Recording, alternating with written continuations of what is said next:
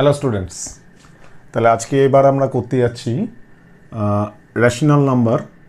তোমাদের আমার গণিতে এই গণিত প্রভার পৃষ্ঠা 31 থেকে 41-এর মূলদ সংখ্যার থার্ড ভিডিও ক্লাস নাম্বার 3 কি আজকে টপিক কভার করব। কয়েকটা প্রয়োজনীয় সংজ্ঞা এবং প্রশ্ন। সংজ্ঞাগুলো কি কি, মেন সংজ্ঞাগুলো আবার আমি বলছি, প্রত্যেকটা টার্মের আমি ইংলিশ টার্মগুলো বলছি, পারলে মনে রাখার চেষ্টা করো। এগুলো খুব ইম্পর্ট্যান্ট ইনফরমেশন। সংযোজন বা যুত পরিচয়, তার ইংরাজি হচ্ছে অ্যাডিটিভ আইডেন্টিটি। সেকেন্ড সংজ্ঞাটা আমরা দেখব সংযোজন বিপরীত, তার ইংলিশ হচ্ছে অ্যাডিটিভ ইনভার্স। থার্ড গুণনীয়ক সমার্থক বা মাল্টিপ্লিকেটিভ আইডেন্টিটি। ফোর্থ অনন্যক সংখ্যা, এই টার্মটা তোমরা শুনেছ, ইংলিশ হচ্ছে রেসিপ্রোকাল নাম্বার। আর 5 নম্বর টপিক কভার করব কয়েকটা সংক্ষিপ্ত প্রশ্ন। ঠিক আছে, চলো শুরু করা যাক। আচ্ছা, প্রথমে আমরা তাহলে কভার করি সংযোজন বা যুত পরিচয়। জিরো হচ্ছে সংযোজন বা যুত পরিচয়। যে কোনো একটা মূলদ সংখ্যা, মূলদ সংখ্যা মানে তো আমাদের কি বলা হয়েছে আবার আমি একবার বলে নিই, পি বাই কিউ ফর্মে যদি কোনো সংখ্যাকে আমরা বাস্তব সংখ্যাকে প্রকাশ করতে পারি যার কিউ নট ইকুয়ালস টু 0 এবং পি আর কিউ দুজনেই হচ্ছে পূর্ণ সংখ্যা, তাহলে যে কোনো, এটা তোমরা জানো, জাস্ট টার্মগুলো জেনে রাখো। সংযোজন বা যুত পরিচয় জিরোকে বলা হয়। তোমরা জানো যে কোনো সংখ্যার সঙ্গে 0 যদি যোগ বা তার থেকে 0 বিয়োগ করি সংখ্যাটা অপরিবর্তিত থাকে। ঠিক আছে, তো মূলদ সংখ্যার ক্ষেত্রেও তাই। ধরো পি বাই কিউ একটা সংখ্যা, তার সঙ্গে যদি আমি 0 অ্যাড করি তাহলেও আমরা পাই হচ্ছে P by Q. P by Q একটা মূলদ সংখ্যা, তার সঙ্গে 0 অ্যাড করলেও আমরা পি বাই কিউ পাচ্ছি। 0কে অ্যাড করলে কোনো রকম চেঞ্জ হচ্ছে না নাম্বারে, সেই জন্য 0কে বলা হয় সংযোজন বা যুত পরিচয়। তোমাদের যদি বলা হয় কোনো একটা মূলদ সংখ্যার সঙ্গে সংযোজন বা যুত পরিচয় যোগ করে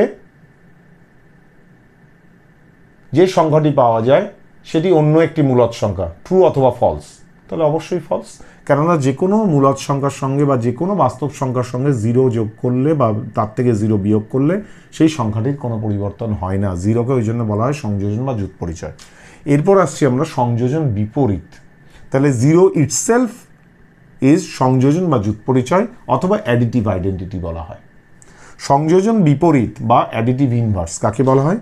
ধরো পি বাই কিউ হচ্ছে একটা মূলদ সংখ্যা, সেইটাকে আমি যখন -1 দিয়ে গুণ করব, মানে পি বাই কিউ ইন্টু -1 মানে হচ্ছে মাইনাস পি বাই কিউ, সেই মাইনাস পি বাই কিউটা হচ্ছে পি বাই কিউ এর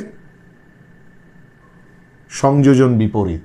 তাহলে যে কোনো, আবার যদি বলা হয় মাইনাস পি বাই কিউ, এটা হচ্ছে একটা মূলদ সংখ্যা, তার সংযোজন বিপরীত কি না, মাইনাস পি বাই কিউকে আমি গুণ করব -1 দিয়ে, মাইনাস পি বাই কিউকে আমি গুণ করব -1 দিয়ে, তাহলে কি আসছে মাইনাস ইন্টু মাইনাস প্লাস মানে P by Q.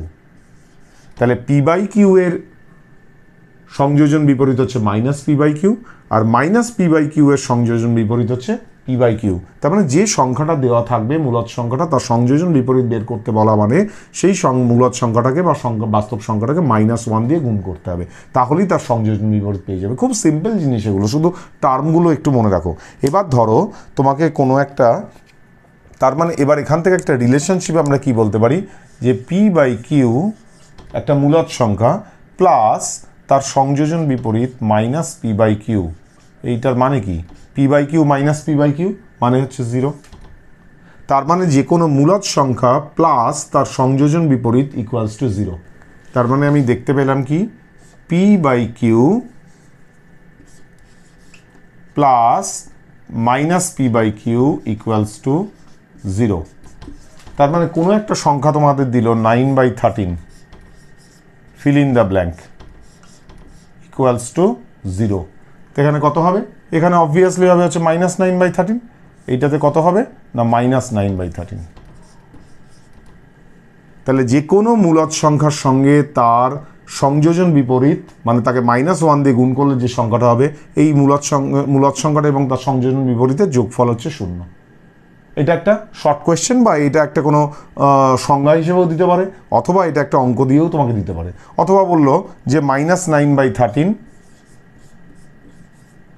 Plus dash equals to 0।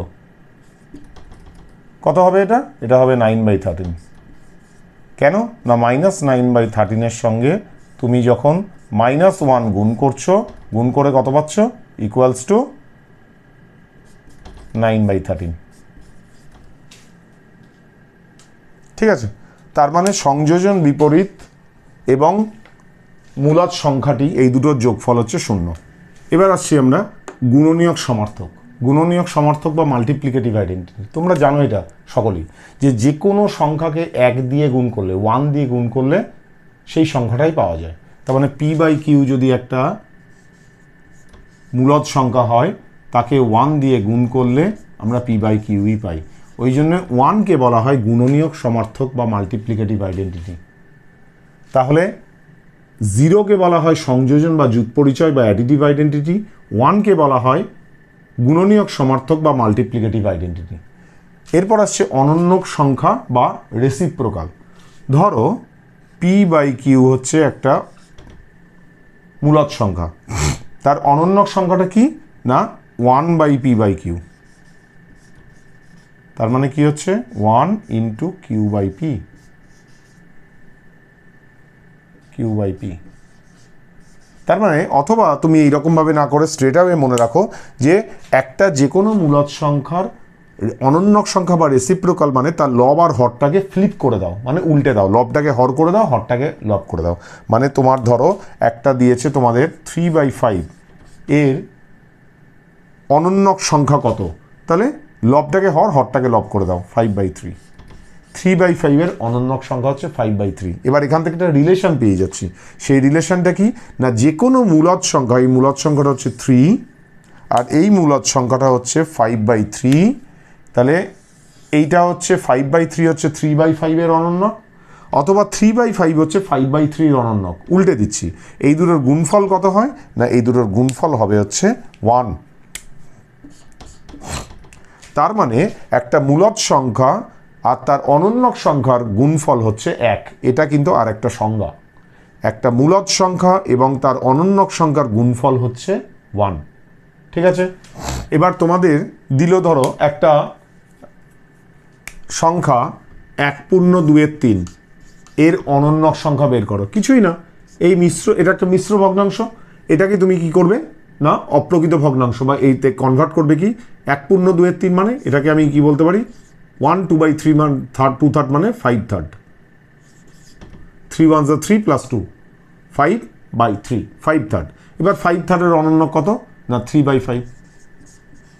এইভাবে যদি কোনো একটা নাম্বারকে রিপ্রেজেন্ট করে তার অনন্যক বলে, তাহলে আগেই সেটাকে তোমরা যেমন আগে শিখেছো ভগ্নাংশতে মিশ্র ভগ্নাংশ থেকে অপ্রকৃত ভগ্নাংশ, সেটাকে কনভার্ট করবে, করে তারপরে সেটাকে তুমি লবটাকে হর, হরটাকে লব করে দেবে, ফ্লিপ করে দেবে, উল্টে দেবে, তাহলে তোমার অনন্যক সংখ্যা বেরিয়ে গেল।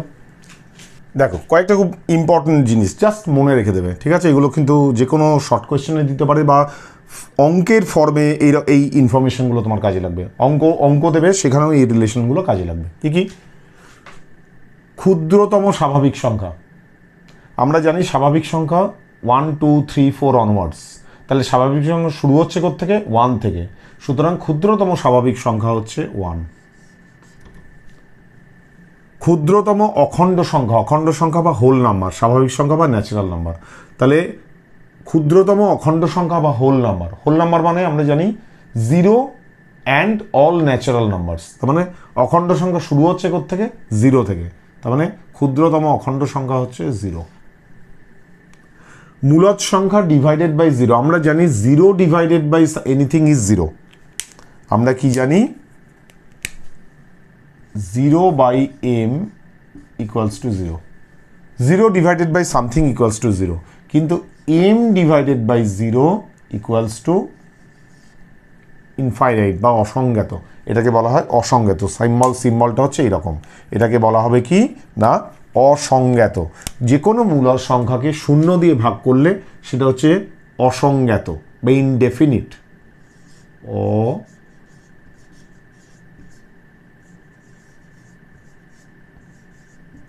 সংজ্ঞাত। এরপরে তোমরা আগের ক্লাস সেকেন্ড ক্লাসটায় তোমরা দেখেছো যে আমরা বিনিময় নিয়ম বা তোমার কমিউটেটিভিটি দেখেছি, যেখানে অর্ডার চেঞ্জ করা, অথবা ক্লোজার প্রপার্টি, ঠিক আছে। সেইখানে আমরা কি দেখেছি না, দুটো মূলদ সংখ্যার যোগফল, মূলদ সংখ্যা যোগফল, বিয়োগফল, গুণফল, ভাগফল প্রত্যেকটাই মূলদ সংখ্যা, সেই জন্য যোগ বিয়োগ গুণ ভাগ প্রত্যেকটাই ক্লোজার প্রপার্টিকে সাপোর্ট করে, ঠিক আছে। এইবার আমরা জানি কি অখণ্ড সংখ্যা মানে হোল নাম্বার, পূর্ণ সংখ্যা বা ইন্টিজার, ভগ্নাংশ বা ফ্র্যাকশন, দশমিক বা ডেসিম্যাল নাম্বার, ন্যাচারাল নাম্বার বা স্বাভাবিক সংখ্যা প্রত্যেকেই হচ্ছে মূলদ সংখ্যা। সেটা আগের আমরা ক্লাস 1 যেটা ক্লাস নাম্বার 1-এ ক্লিয়ার করে দেখিয়েছি, দরকার হলে তোমরা সেই ক্লাসটা আবার একবার দেখে নিতে পারো। তার মানে দুটো মূলদ সংখ্যার যোগফল মূলদ, তার মানে অখণ্ড সংখ্যা মানে মূলদ সংখ্যা, তাহলে দুটো অখণ্ড সংখ্যার যোগফলও অখণ্ড হবে, দুটো পূর্ণ সংখ্যার যোগফলও পূর্ণ সংখ্যা হবে।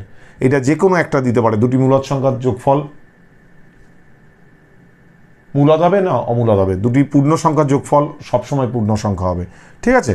5 নম্বর হচ্ছে মূলদ সংখ্যা প্লাস তার সংযোজন বিপরীত। মূলদ সংখ্যা প্লাস তার সংযোজন বিপরীত, এইটা হবে কত না 0, কারণ আমরা একটু আগেই দেখেছি p/q যদি একটা মূলদ সংখ্যা হয় তার সংযোজন বিপরীত হচ্ছে -p/q, এবং তার মানে দুটো সামেশন হচ্ছে 0, তার মানে হচ্ছে 0। মূলদ সংখ্যাও তার সংযোজন বিপরীত = 0। মূলদ সংখ্যাও তার অনন্যক বা রেসিপ্রোকাল কত হয় না 1 হয়। একটু আগে আমরা দেখেছি p/q যদি একটা মূলদ সংখ্যা হয় তার অনন্যক বা রেসিপ্রোকাল হবে q/p, লব আর হরটাকে জাস্ট ইন্টারচেঞ্জ করে দিতে হবে, তার মানে দুটোকে গুণ করলে কত হবে 1, ঠিক আছে। এবার যেগুলো তোমাদের শেখালাম, যে কোনো মূলদ সংখ্যা যোগ বলছি, যে কোনো মূলদ সংখ্যা এবং তার সংযোজন বিপরীত বা অ্যাডিটিভ ইনভার্স, এই দুটোর যোগফল হচ্ছে 0। মানে আমরা বলেছিলাম p/q প্লাস -p/q, মানে মূলদ সংখ্যাটাকে -1 দিয়ে গুণ করলে যেটা হবে = 0। তাহলে তুমি 2/9 প্লাস ড্যাশ = 0, মানে কি 2/9কে -1 দিয়ে গুণ করো, 2/9 × -1 = -2/9। তাহলে যে কোনো সংখ্যা তার নেগেটিভ -1 দিয়ে যদি মাল্টিপ্লাই করি, এটা উত্তর হবে -2/9, -2/9। এখানে আবার আছে -5/2, মানে -5/2 into -1, minus into minus plus, মানে 5/2। তাহলে -5/2 এর সঙ্গে কত যোগ করলে 0 হবে না 5/2, তার -5/2 এর সংযোজন বিপরীত হচ্ছে 5/2। এবার হচ্ছে অনন্যক, গুণ করলে 1 হবে। 5/8 এর সঙ্গে কত গুণ করলে 1 হবে না তার অনন্যক সংখ্যা কত না 5/8 এর অনন্যক সংখ্যা হচ্ছে 8/5। ক্লিয়ার?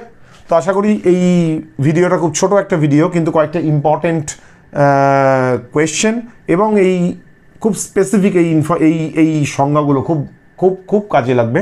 এইগুলো তোমাদের ক্লিয়ার হলো। যদি ভালো লাগে তাহলে লাইক বাটনে ক্লিক করো, আর এইরকম ভিডিও পরপর পেতে যদি চাও তাহলে অবশ্যই সাবস্ক্রাইব করো চ্যানেলটাকে।